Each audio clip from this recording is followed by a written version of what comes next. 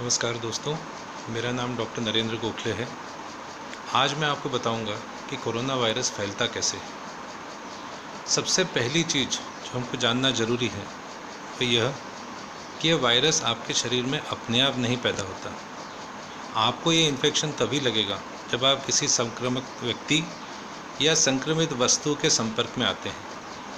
मतलब अगर आप घर पे बैठे हैं तो आपको इन्फेक्शन नहीं हो सकता, पर अगर कोई इन्फेक्टेड व्यक्ति या कोई कंटेमिनेटेड सरफेस से आप कांटेक्ट में आते हैं तो ही आपको इन्फेक्शन होगा। जब आप किसी व्यक्ति को कोरोना इन्फेक्शन होता है तो उसे बुखार आता है, सर्दी होती है, खांसी होती है, छींकें आती हैं, और जब वह छींकता है या खांसता है तो उसके नाक और मुंह में से एक स्प्रे निकलता है जिसके अंदर बारीक बारीक बूंदें, जिन्हें माइक्रो ड्रॉपलेट्स कहा जाता है, वो निकलती हैं और आसपास के उसके वातावरण में फैल जाती हैं।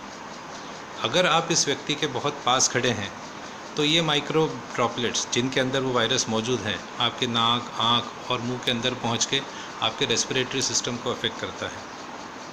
अगर आप उसके पास नहीं भी खड़े हैं तो भी वह स्प्रे आसपास की चीज़ों पे गिरता है, जैसे टेबल है, कुर्सी है, दरवाजे के हैंडल हैं, और ये सारी चीज़ें कंटेमिनेट हो जाती हैं।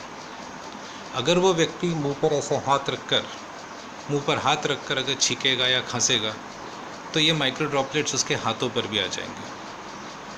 अब वो हाथ वो जहाँ लगाएगा या जिसके साथ हाथ मिलाएगा वो चीज़ें भी कंटेमिनेट होती जाएंगी। अगर आपने किसी कंटेमिनेटेड व्यक्ति से इसलिए हाथ मिलाया या कोई कंटेमिनेटेड सतह है, कोई वस्तु है जिसको आपने हाथ लगाया, तो आपके हाथों पर भी वो कीटाणु आ जाते हैं। और अगर आपने हाथ गलती से मुंह पर, नाक पर या आँख पर लगाए तो ये वायरस आपके रेस्पिरेटरी सिस्टम के अंदर घुस जाता है। एक बार वो आपके रेस्पिरेटरी सिस्टम में घुस गया तो वो वैसा ही महसूस करता है जैसे कोई इंदौरी व्यक्ति सराफा या छप्पन जाने पे महसूस करता है। रेस्पिरेटरी सिस्टम में जाके वो वायरस तेज़ी से फैलता है और पूरे रेस्पिरेटरी सिस्टम को इन्फेक्ट करता है। तो दोस्तों, आज अपन ने जाना कि ये कोरोना वायरस फैलता कैसे है। अगले वीडियो में मैं आपको बताऊंगा कि कोरोना से कैसे बचा जाए। धन्यवाद।